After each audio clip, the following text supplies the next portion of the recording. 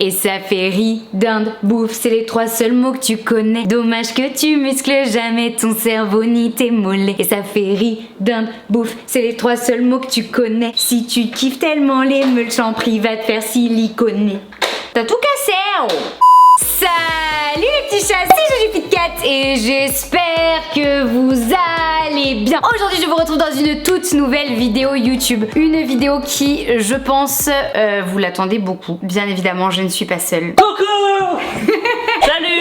Donc on vous annonce que on se sépare officiellement. Bah arrête, hein, t'es un bébé. On reste ensemble, sérieux? Bah oui. Bah attends, mais j'ai commencé à draguer plein de meufs moi. Non mais tu me saoules. Mais quoi? T'es un bébé. T'avais dit qu'on était en clash et c'est la rupture? Non. Les abonnés ils ont tous dit qu'on avait rompu, alors moi j'ai pensé que c'était vrai. Bah va falloir que je m'excuse parce que du coup, pouf. Espèce de bébé. Les petits chats, comme vous l'avez compris, aujourd'hui je suis avec mon petit Bibao juste ici. Coucou les gens. Et comme vous le voyez les gars, ça va très très bien entre Bibao et moi. Franchement, ça dépend des jours. Hein. Au secours. Non là ça va là, mais peut-être que demain ça ira moins bien. Ouais voilà, il y a les hauts et des bas quoi, comme dans tous les coups. On va faire une vidéo, on voit pas trop mon biceps par contre là quand t'es devant moi. Je vais être là un peu, voilà c'est bon. Ok c'est bon. Le clash en fait ça a pas suffi. T'en veux un deuxième. Donc qu'est-ce qui s'est passé Juju là, cette dernière semaine? Raconte-nous. Les chats, aujourd'hui on se retrouve pour une vidéo hyper importante. La première chose qu'on voulait vous dire, comme vous le voyez, avec Bibou ça va très très bien tous les deux. Et merci d'ailleurs à la team second degré comme je les appelle, qui ont compris dès le départ que tout ça c'était une gueubla. C'était une gueubla. Que tout ça c'était sur le ton de l'humour, que on avait envie de faire un peu d'autodérision, de s'amuser, de se challenger. Et vous êtes 90% comme je le dis à l'avoir compris et à avoir kiffé le concept. Bien sûr. Surtout la mienne, ils ont préféré la mienne. Non mais calme-toi. J'ai eu beaucoup de commentaires positifs sur la mienne. Écoutez, dites-le dans les commentaires si vous avez préféré la sienne ou la mienne. Moi je suis sûre qu'on est team Juju. Ah ouais? Team Juju ou team Thibaut? Dites-le dans les commentaires. Comme je vous le disais les chats, on remercie vraiment les 90% de personnes qui ont été hyper positives, qui ont kiffé le concept, qui nous ont suivis dans notre délire. Ça fait, pour tout vous dire, ça fait plus d'1 an qu'on a eu l'idée au départ qui a émergé. Ouais, que j'ai eu l'idée. Que Thibaut a eu l'idée, d'ailleurs t'as raison. Non mais c'est vrai. Non mais je rigole. Je suis humble, on peut dire c'est un travail d'équipe. Non en vrai de vrai c'était son idée et maintenant ça fait vraiment 2 mois qu'on travaille dessus. J'ai rien inventé hein. Le concept de se clasher, pour moi en fait il vient de Jake Paul et Logan Paul aux États-Unis. Voilà, qui sont 2 youtubeurs qui sont frères. Ouais exactement, qui s'étaient clashés entre eux. Et je me suis dit tiens ça serait cool de faire pareil avec une meuf. Et du coup j'ai pris la première que j'ai trouvée. Mais t'es un enfant. Ah non. Mais du coup Juju c'est ma meuf, donc je me suis dit tiens. Du coup j'ai trouvé l'idée hyper chouette et c'est pour ça qu'on a lancé ce concept là, parce qu'on s'est dit en fait ça va faire un peu un délire comme Logan Paul et Jake Paul aux États-Unis qui sont frères tous les deux, ou bien on l'a vu aussi un peu comme Chouchou et Loulou qui passait sur France 2 je crois à l'époque. Jean Dujardin et Alexandra Lamy. Les sketchs un gars une fille que vous avez peut-être très certainement connus et qui se clashaient tout le temps dans les sketchs, et on s'est dit putain en fait c'est un délire qu'ils auraient pu faire à l'époque, et du coup on s'est dit ok en chanson ce serait cool de le faire en chanson. Donc vraiment l'idée, faut savoir qu'au départ elle a démarré comme ça, mais on le sait, on l'a constaté et on s'en doutait. Il y a on va dire peut-être 10% des gens qui se sont sentis un peu perdus, qui n'ont pas forcément compris l'initiative, qui ont pensé qu'on était vraiment séparés. Voilà, où est-ce qu'on voulait en venir, pourquoi on faisait tout ça, etc. Pour moi ça a été hyper difficile, je pense que Thibaut peut vous le dire, j'ai extrêmement mal dormi. C'est qu'elle était stressée. Quand on a créé la fausse embrouille en fait, Juju était vachement stressée parce qu'elle avait peur un peu de tous les retours négatifs etc. Mais comme j'ai dit à Juju, faut faire une différence entre les réseaux et la vraie vie. Et si avec Juju malheureusement ou heureusement on s'était séparés pour de vrai, on n'aurait jamais affiché. On aurait été, et d'ailleurs beaucoup l'ont compris parce que vous êtes énormément à hyper bien nous connaître en fait, et ça fait plaisir. Vous êtes nombreux à savoir les valeurs qu'on a, comment on se comporte, et c'est d'ailleurs pour ça que ça vous a étonné en fait autant, c'est que vous avez été plein à nous dire mais attendez, Juju et Thibaut si c'était vraiment séparés, ils auraient jamais fait un truc pareil. Ils auraient juste, voilà, ils auraient juste fait un petit post Instagram pour dire merci pour ces 3 belles années. Merci ça dépendra le sujet de la rupture. C'est espèce de grosse. Mais va te faire. En réalité, on aurait été hyper bienveillant, hyper bienveillant l'un envers l'autre. T'arrêtes avec tes blagues, on essaie de parler sérieusement pour une fois. Comme vous le disiez Thibaut, du coup, c'est vrai que moi, dès le début où on a lancé le clash, c'est vrai qu'à la base, j'étais hyper excitée par tout le projet parce que c'est la première fois en fait qu'on sort complètement de notre zone de confort respective et qu'on joue un rôle en fait, parce que sur nos réseaux sociaux, on est hyper proche de vous, hyper naturel avec vous, etc. Et c'est la première fois qu'on sortait un petit peu. Exactement. C'est la première fois qu'on sortait sortait de Thibaut et Juju que vous connaissez pour jouer des personnages qui sont totalement à l'opposé de ce qu'on est dans la vie et ce qu'on vous montre sur les réseaux et qu'on n'est pas honnête envers vous, et du coup pour moi ça a été hyper dur. Franchement chaque jour jusqu'à la sortie de cette vidéo là, il y avait toujours la petite envie de faire une story pour vous dire non mais écoutez les gars, en fait tout ça c'est une blague, c'est parce qu'on a telle et telle et telle et telle idée derrière, parce que c'était hyper dur. Donc il y avait une partie de moi qui était hyper excitée, hyper contente de réussir à mener le projet, et l'autre partie de moi qui était en mode mais qu'est-ce que je fais, mais j'aurais jamais dû me lancer là-dedans, etc. Et bien sûr on pensait pas du tout, mais alors pas du tout les paroles qu'on disait dans le rap. Ah non, pas du tout, du tout. non, bon. Alors là, je peux vous dire un truc, je n'y pensais pas. Tu me saoules. Donc l'idée numéro 1 c'était vraiment de dénoncer et d'avoir de l'autodérision. Pour écrire les paroles en fait on s'est inspiré des punchlines et critiques que les gens avaient sur nous. Par exemple ça fait 3 ans qu'il y a des gens qui disent ouais mais Juju sans Thibaut elle serait jamais connue. Ce qui est vrai. Thibaut il a trouvé l'amour que grâce à un concours. Ce qui est vrai. En fait ils ont raison hein. Oh merde. Thibaut il vend des dédicaces vidéo 36 €. Enfin voilà. On a décidé de prendre vraiment un best-of des critiques et des méchants commentaires qu'on recevait le plus souvent, de les mettre sous forme de musique et d'en rigoler tous ensemble puisque nous avons de l'autodérision. En fait, régulièrement, comme le dit Thibaut, il y a des gens, moi-même encore après 3 ans, qui estiment qu'en fait, bah, sans Thibaut, j'ai rien à faire sur les réseaux, que sans lui, j'aurais jamais la communauté que j'ai aujourd'hui, je pourrais jamais faire les projets que je fais avec vous aujourd'hui, etc. Et on va pas vous mentir, même après 3 ans, de temps en temps, ouais, c'est rigolo, mais au bout d'un moment, c'est difficile pour tout le monde, on reste des humains. Tu peux dire c'est relou, tu peux le dire. Non, mais voilà, on reste des humains et c'est pas parce qu'on est sur les réseaux sociaux qu'il y a pas des choses qui nous affectent, c'est pas parce qu'il y a la barrière de l'écran qu'on peut pas être touché par certains propos qu'on reçoit. Et c'est vrai qu'après 3 ans, voir encore des messages où les gens me disent qu'en fait bah, sans Thibaut je serais rien, ou bien les gens disent à Thibaut mais en fait sans le concours que t'as créé et sans nous finalement t'aurais jamais trouvé une copine. Bien évidemment que c'est grâce à ce concours là qu'on s'est rencontrés, bien évidemment que moi je le dis toujours, je suis très fière que Thibaut m'ait mise en avant, mais pour autant l'amour les petits chats, ça ne s'achète pas. L'idée c'était vraiment voilà de faire de l'autodérision par rapport à tout ça, et on s'est dit que ça pouvait aussi servir d'exemple à toutes les personnes qui dans la vie ou même sur les réseaux, on s'est dit que ça pouvait les aider aussi à relativiser, à leur montrer que si nous on est capable d'avoir de l'autodérision l'un envers l'autre et envers nous-mêmes sur toutes les choses sur lesquelles on nous critique, ça veut dire que vous êtes vous aussi suffisamment fort pour avoir cette autodérision là et être capable en fait finalement de faire une force de toutes les choses qu'on vous envoie constamment à la tronche et d'en rire vous-même et d'en rire avec vos proches. Et c'était ça vraiment le véritable message, c'est que avoir de l'autodérision en fait c'est hyper important si vous voulez avancer dans la vie, et nous on s'est beaucoup amusé à écrire ça. Faut savoir que les paroles on les a écrites ensemble, je veux dire c'était pas en mode Thibaut me linge d'un côté, je sais pas du tout ce qu'il va dire, moi je le linge de l'autre. Ouais. Pour la petite histoire, j'avais plus d'idées pour me lyncher moi que pour lyncher Juju. Et je vais dire moi Bibou mais il faut qu'on se renvoie la balle parce que le but c'est pas que moi je te déglingue et que toi derrière. C'est mon petit côté sadomaso, voilà, je le dis, j'aime bien, voilà. Donc pour tous ceux d'ailleurs, pour la petite aparté qui se disaient ouais Juju comment tu peux dire des trucs aussi horribles etc. C'est moi que les idées. Encore une fois, c'est déjà lui qui a eu les idées, et encore une fois on vous répète qu'on a seulement utilisé tous les commentaires méchants qu'on reçoit en fait au quotidien. Plutôt que de faire une chanson qui s'appelait Nos pires haters ou bien je mets mes méchants commentaires en chanson, on s'est dit bah tant qu'à faire, tout ce que les gens nous le reprochent, on va l'utiliser pour faire un petit clash entre nous. Le deuxième point qu'on voulait aborder en fait en faisant ce clash et qui est hyper bien ressorti, qui a très bien fonctionné, je suis très contente parce que je vais pouvoir du coup plus m'étaler avec vous sur le sujet. Chaque année, vous le savez, je fais une vidéo YouTube sur le harcèlement scolaire, le cyberharcèlement, etc. C'est une cause qui me tient énormément à cœur. Je suis même la marraine d'une association qui s'appelle l'Asso Hugo. C'est quelque chose que j'ai subi, que j'ai vécu pendant mon enfance, donc je suis totalement anti-harcèlement. Et quand du coup on a fait les clashs avec Thibaut, beaucoup de personnes qui me suivent et qui le savent se sont dit mais attends Juju, c'est pas méchant, mais est-ce que t'as pas l'impression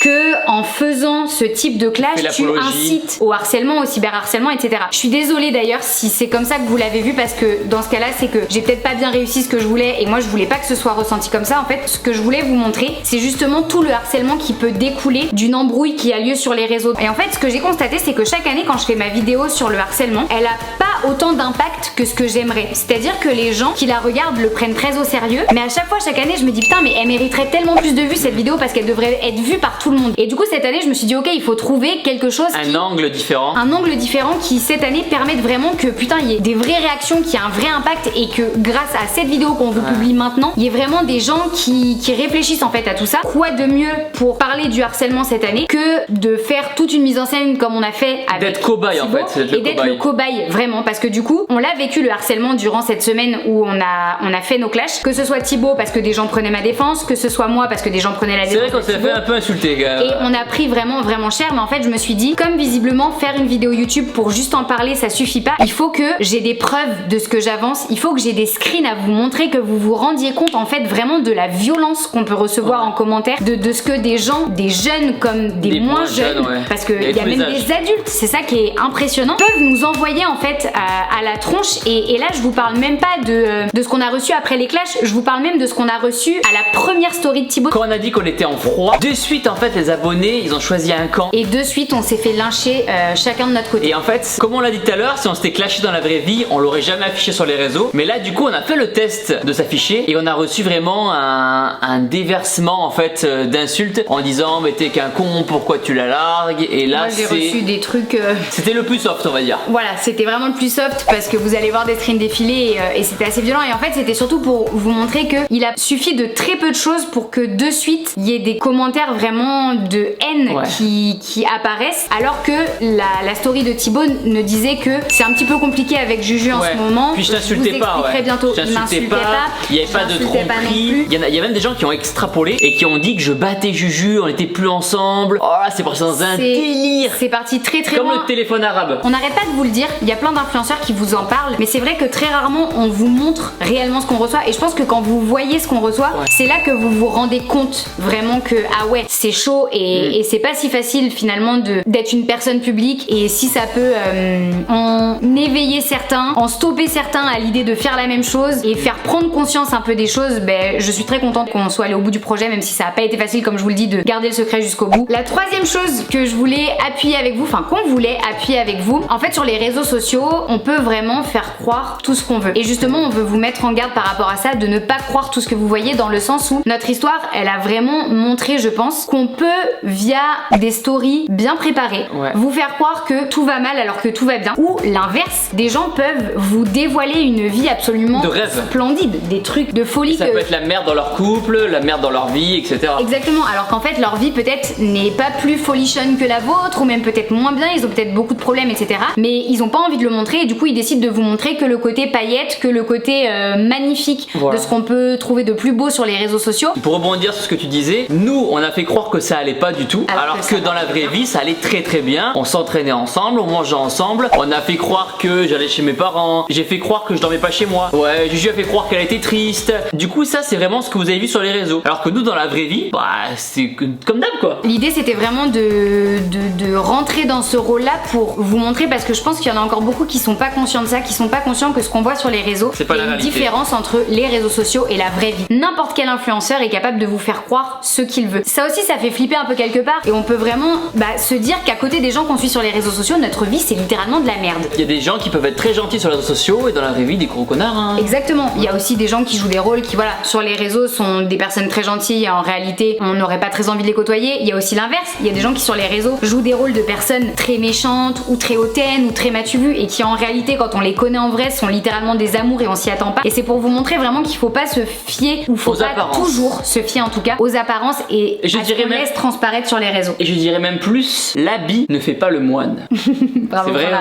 Quatrième point que je voulais aborder, hyper important, et t'en as déjà parlé tout à l'heure, Bibou, c'est l'histoire du téléphone arabe. Oui. Jeu que vous avez très certainement tous connu. D'ailleurs, je sais pas si c'est un jeu qui existe encore dans les écoles aujourd'hui, mais vous avez peut-être tous connu ce jeu quand on était enfant, où tu commençais par dire je, tu le répétais dans l'oreille de l'autre, l'autre il ajoutait un mot, il répète dans l'oreille de l'autre, et en fait tu te rends compte que quand t'es, je sais pas, 12 personnes, les gens déformaient la phrase. Les gens déformaient la phrase et à la fin t'avais pas du tout la phrase que t'avais dite au départ. Et en fait là ce qui s'est passé c'est un peu la même chose, dans le sens où on voulait pas justement aller trop loin dans le délire du clash entre nous, parce qu'on voulait juste qu'il y ait un petit début de clash pour pouvoir allumer la mèche avec les clips et allumer la mèche avec les raps. Et donc l'idée c'était juste de dire on s'est un petit peu embrouillé. C'est un peu compliqué avec Juju. Moi ensuite j'ai fait mes stories dans la voiture pour dire que voilà, des embrouilles dans un couple ça arrive, mais que je comprends pas pourquoi Thibaut il a fait ce tweet là, parce qu'il fallait justifier le tweet de Thibaut, mais ça devait vraiment rester autour de ça. Et en fait on s'est rendu compte que très vite on peut vite perdre le contrôle de ce qui se passe dans la vraie vie, mais alors sur les réseaux c'est fois et du coup 20 000. Ouais, du coup il y a eu plein d'articles et tout, de personnes qui disaient qu'on avait rompu, comme je le disais tout à l'heure, il y en a qui disaient que j'avais battu Juju, et que du coup c'est pour ça que j'avais rompu avec lui parce qu'il me battait. En fait c'est allé vraiment mais hyper loin, alors que nous au départ on n'a jamais parlé de rupture. Je suis pas en train du tout de dire ça pour me justifier et que vous vous disiez disiez oh la pauvre Non, on a Juju, dit qu'il y avait une machin. embrouille. On a dit qu'il y avait une embrouille, mais c'est vrai que très vite les gens tout de suite ont dit vous avez cassé, ils ont rompu, ça y est c'est fini. Et en fait on a vu ça partout et là on s'est dit putain c'est impressionnant à quel point d'un truc tout peut être complètement amplifié, déformé et à quel point on peut très vite perdre le contrôle aussi. Et je vous avoue que même nous, bah, sur le coup ça nous a fait un peu flipper en mode comme quoi ça te montre qu'à tout moment sur les réseaux sociaux, peu importe qui tu es, peu importe combien tu as d'abonnés, peu importe si tu gères bien tes réseaux depuis le début ou pas, tu peux à un moment donné perdre le contrôle de quelque chose. Je voulais aborder un 5e point. La partie statistique. Alors, là il est chaud là. parlons chiffres. C'est moi qui fais l'école de commerce. Là, s'il faut parler chiffres, il faut parler business. D'accord. Pour vous donner une idée, Juju et moi, on est environ à 200 000 vues par story Instagram. Quand on publie régulièrement tout au long de l'année nos stories sport, recettes, etc., on fait environ du 200 000 vues, ce qui est à peu près moi 10% par exemple de ma communauté, donc je vais dire c'est des statistiques très correctes et donc j'ai pas du tout à me plaindre. Mais avec ce petit clash, nous sommes passés, attention, hop, 1 million de vues par story. 1 million ouf. de vues par story, ce qui est juste comment l'expliquer? Incroyable. Alors là forcément il y en a beaucoup qui à ce moment de la vidéo vont se dire c'est que pour ça que vous avez fait votre clash, c'est pour les vues, c'est pour les stats. Non, parce que nous sur nos chaînes YouTube tout se passe très bien, on est très content de nos statistiques. Forcément quand on a vu ces stats là, déjà premièrement on s'est dit ah ouais quand même, et deuxièmement on s'est surtout dit mais en fait qu'est-ce qui intéresse les gens au fond? Nous on passe vraiment notre année, lui ça fait 7 ans, moi ça fait 3 ans qu'on partage que du positif. Et d'ailleurs c'est ce qui a étonné les gens qui nous suivent quand on s'est mis à partager les clashs, c'est que les gens qui nous apprécient vraiment, qui nous suivent depuis hyper longtemps étaient là mais attendez, vous partagez jamais de choses négatives, on vous suit justement parce que vous êtes en dehors de ça, que vous partagez que du positif, que des good vibes, du sport, de l'alimentation, et c'est ça qu'on aime chez vous. Et là du coup ils se sont dit mais pourquoi vous partagez du négatif? Quand quelqu'un a une vie classique, limpide, on va pas forcément s'intéresser à sa vie. Mais si vous avez un ami à qui il arrive que des malheurs, il aura plein de choses à raconter. Ce qui s'est passé pendant le clash, c'est que du coup il y avait de l'actualité, les gens se sont dit oh putain je veux voir dans quel état sont Juju et Thibaut, je veux voir comment Juju et Thibaut gèrent leur rupture. C'est un sentiment humain, mais du coup tout le monde a regardé nos stories, tout le monde a suivi les vidéos. Quelque part un petit peu par voyeurisme en fait, et c'est pas du tout méchant quand on vous dit ça, mais c'est juste on est tous pareils. Je pense qu'on est tous pareils. Je Toi, pense moi, que tout le monde. Personne n'ose en parler et que c'est très important que nous on ose en parler aujourd'hui. Pourquoi est-ce qu'on regarde la télé-réalité? Parce qu'on sait que dans la télé-réalité il y a des clashs, des ruptures, des bagarres, tromperies, des bagarres, etc. Et on le voit bien quand les gens parlent de ce qu'ils regardent à la télé-réalité, ils parlent de tous les clashs qu'ils ont vus, de toutes les disputes qu'il y a eu. On aime bien savoir qu'est-ce qui va pas dans la vie des autres parce que ça nous rassure, parce que ça nous permet de se dire je suis pas le seul à avoir des galères, je suis pas le seul à nourrissons-nous des galères des autres. On s'est dit putain on passe notre temps à partager du positif, du full positif tout le temps parce que sport, la nutrition. Exactement, parce que justement on fait ça pour vous dans votre quotidien, vous sortir des choses négatives qui peuvent vous arriver dans la journée pour que quand vous arriviez sur nos comptes, vous motiver, vous soyez motivé, vous vous vidiez la tête, vous voyez justement que du positif. Et moi ça m'est arrivé sur mes réseaux qu'on me reproche de jamais montrer quand ça n'allait pas. On me l'a reproché plein de fois, de pas m'afficher par exemple parfois en train de pleurer en story, de pas raconter mes problèmes de la vie de tous les jours, que ce soit pour la santé ou si j'avais des problèmes de couple, etc. Et là vous voyez, ce qui est rigolo c'est que on fait semblant d'avoir des problèmes de couple,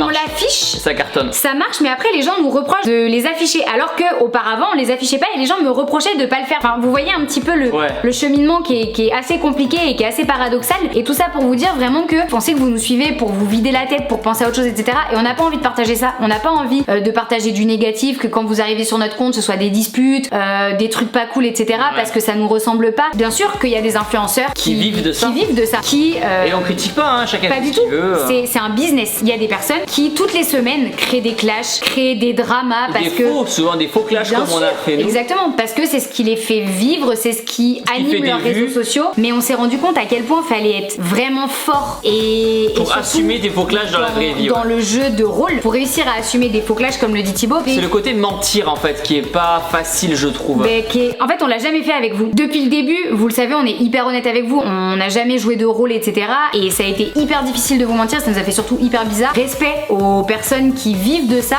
qui gèrent leur réseau comme ça, parce que ça doit être hyper anxiogène, ça doit être hyper difficile. Ça a un coup à péter un câble quand même. Ça peut marcher pendant 2 ans, mais après il faut être très fort pour réussir à prendre autant de distance avec sa communauté et à faire vraiment autant la différence entre la vraie vie et la vraie personne qu'on est et le personnage qu'on joue sur les réseaux sociaux. Et c'est un choix. Après, c'est un choix de gérer ses réseaux et après, c'est aussi un choix de votre part de suivre des gens, suivre les profils que vous avez envie de suivre et de kiffer suivre ces personnes-là si ça vous intéresse ou de préférer bah voilà, des personnes qui ne vont pas du tout dans le côté drama, etc. Mais je pense que c'était hyper important de le mettre en avant et de vous l'expliquer. Je pense que c'est des choses que très peu de gens disent. Il y a très peu de gens qui vont vous avouer que c'est grâce au drama qui font énormément de vues et j'espère que ça vous apportera. Et du coup, la dernière chose qui a été très difficile mais en même temps très cool parce que je pense que ça nous a fait grandir aussi sur nos réseaux sociaux, c'est le fait que on a dû apprendre pendant 10 jours à peu près à gérer notre communication. Comme on disait, à rentrer dans des personnages, à jouer un jeu d'acteur, que ce soit sur les clips, sur les stories. On avait aussi enregistré en avance des stories et des snaps qu'on a republiés plus tard pour faire croire qu'on était en studio alors que la musique ça faisait 3 mois qu'elle était prête. Bien sûr, on n'a jamais fait ça en une nuit, donc il y avait eu beaucoup de travail derrière, beaucoup d'investissement. On est très fiers d'être allé au bout.